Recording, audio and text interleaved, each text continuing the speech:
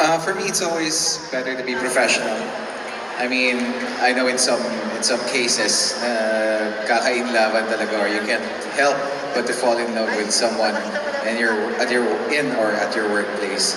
But sometimes it's uh, maybe just choose an appropriate setting or area. But for me, because I always want to be professional when I'm on the set and when I'm working. But yeah, it's true that what they said na may nagkakainlaban talaga, and it can be helped, especially if you work like 8 hours a day with the same person every day, and it could happen. Thank you, Paolo. Kim?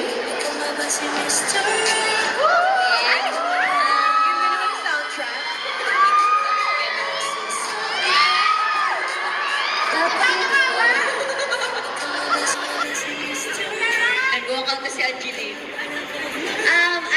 Siguro naman, mas, mas, mas importante, hindi pa siguro may iwasan yung ganun. Kasi lalo na nagkakakilanlan kayo ng ilang oras sa isang araw na siya lang yung kausap mo. Pero mas importante siguro na mas maging maayos yung trabaho mo kaysa yung personal mong buhay yung atupagin mo. Siguro magsasuffer yung work, katulad namin or sa office, hindi ka makapag-concentrate sa office kapag inuna mo to kaysa dito. So parang mas priority pa rin syempre kung ano yung pinasok mo doon sa trabaho bago yung bonus na lang kung may added feelings, pero mas importante pa rin talaga kung ano yung dahilan ng pagpasok mo doon sa trabaho, like office or like workplace with anything. Yun, mas malalaman mo pag hindi na kayo magkasama.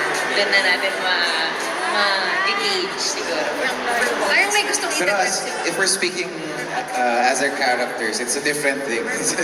Medyo ibang level si BMC and si BMC actually. Kay dito. Secretary Kim, ibang level. So, sana abangan rin ng mga viewers natin. Tsaka mapapaisip ka, mayroon ba talagang lalaki na katulad ni BMC na gano'n siya sa secretary niya? So parang it's very romantic na type of book. Yeah. Ooh, okay, thank you so much. Now, let's go to our next question. This is for you, Kim Chu. Ito ay galing kay Jay of Certified Kapamilya. We all know na this type of character is your bread and butter. But how is this character similar to you in real life, and how is she different? Sa totoo lang, sobrang ninenervyos ako dahil parang ang taas ng expectations sa akin ng mga tao when it comes to rom-com. Pero to be honest, when we started taping this What's Wrong with Secretary Kim, hindi talaga ako 100% fully happy or fully myself. Kaya thankful ako kay Direk Chad dahil tinulungan niya ako, sila Paolo, and everyone else to be myself. So, I tried and okay naman siguro.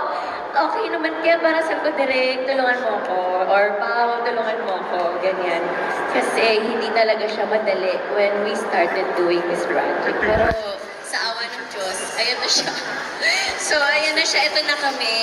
And I tried na maging extra. So, madali man siya para sa akin dati, pero ngayon medyo mahirap siya ng konti. But I tried my best, and sa tulong ng lahat, everyone else, okay naman. So, hindi totoo yung iniisip ng lahat na porket ang dami mo ng rom-com na ginawa, madali na lang ito para sa'yo. Oo, pag isang beses mo ka siya ginawa, and marami ng kwento, hindi mo na mapaghiwa-hiwalay, baka magiging pare-parehos. So, buti na lang with the guidance ni Direk Chad, nababawasan niya yung Kim Chu to Secretary Kim. So, nahihiwalay naman. So, yun. Excited na mapanood ka ng mga tao. And yung second part naman ng question niya na gaano raw ka-similar and ka-different si Kim Chu kay Secretary Kim? Gaano ka-similar? Siguro mahal niya yung family niya, and priority niya lagi yung pamilya niya more than sa sarili niya. And yun. And goal-oriented din siya when it comes to ganon. So parang siguro doon ko na lang kinuha yung core ng pagiging Secretary Kim and Kim at the same time.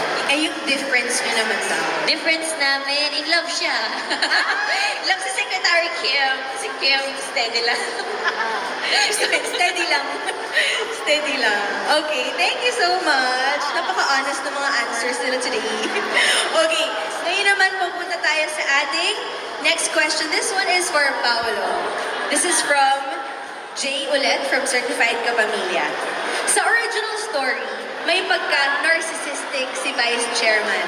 Pero kung ikaw ang tatanungin, without spoiling anything, ano-anong traits ang nagustuhan mo kay Vice Chairman? At gaano siya ka-Paolo? Actually, it's very different from me and me as a person. Because first of all, wala akong idea sa corporate office setting. Second is, hindi ako ganun ka-narcissist like BMC. But the nice thing about the creatives and Direct Chat, they try to ground it and make it as realistic as possible, yung character ni BMC. So yung narcissism niya, medyo over the top pa rin, pero hindi naman sobrang over the top like the original. They try to it was grounded even more para mas makarelate rin and hindi umuwi sa panlasa natin mga Pinoy. So, saktong GGSS lang, si Vice Chairman. GGSS pa rin, pero hindi naman sobra-sobra. Yes. So, again, Filipino culture, GGSS, gwapong-gwapo sa sarili, si Vice Chairman. Alright, thank you so much, Paolo. And now we are down to our last question. And of course, this is for Kim Paolo. This is from Jean Trilliana of Malaya. Kim and Paolo, the show is about a brash bachelor and a super secretary. If you were to use the title, but with a twist, can you answer, what's right with Kim? What's right with Paolo? What is right about your tandem? Thank you. So, bilang kayo to, Kim as in, what's right with Kim Chu? Tsaka what's right with Paolo Avelino?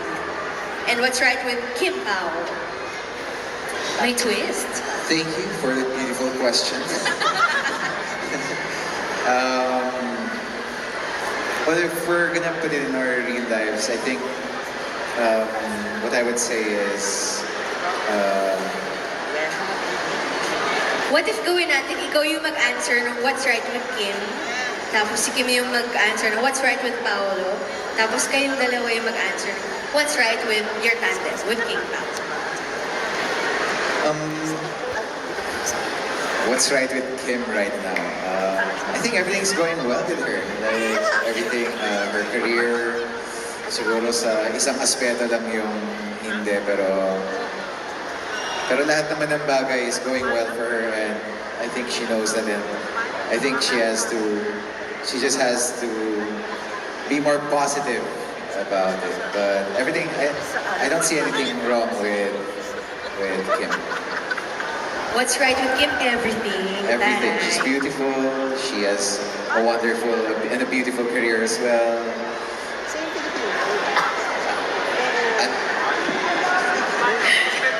Thank you. Would you like to add anything, Paolo? Okay na yun. Yes, everything. Okay. Napakamot si Kim Chu doon sa everything. Ikaw naman, Kim, what's right with Paolo? What's right with Paolo is he's perfect. Perfect. Parang dito sa palabas na to, lagi yung sinasabi perfect. So, he's what's right with Paolo. Everything's going well din sa kanya. Ang dami niyang everything na nasa kamay niya. He's very professional. He's very funny now. What's right about Paolo is he's being himself, and that's what makes him right. Yeah. Oh, ganda.